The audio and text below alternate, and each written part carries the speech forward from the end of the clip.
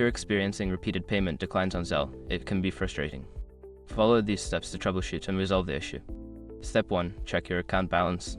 Ensure that you have sufficient funds in your bank account linked to Zelle. A low balance can lead to payment declines.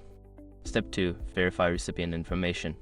Double-check the recipient's email address or phone number. An incorrect entry can cause the payment to be declined. Step 3. Review payment limits. Familiarize yourself with your bank's limits on Zelle transactions. Exceeding these limits can result in declined payments. Step 4. Confirm your bank's Zelle participation. Make sure your bank or credit union supports Zelle. If not, you may need to use a different method to send money. Step 5. Contact your bank's customer service.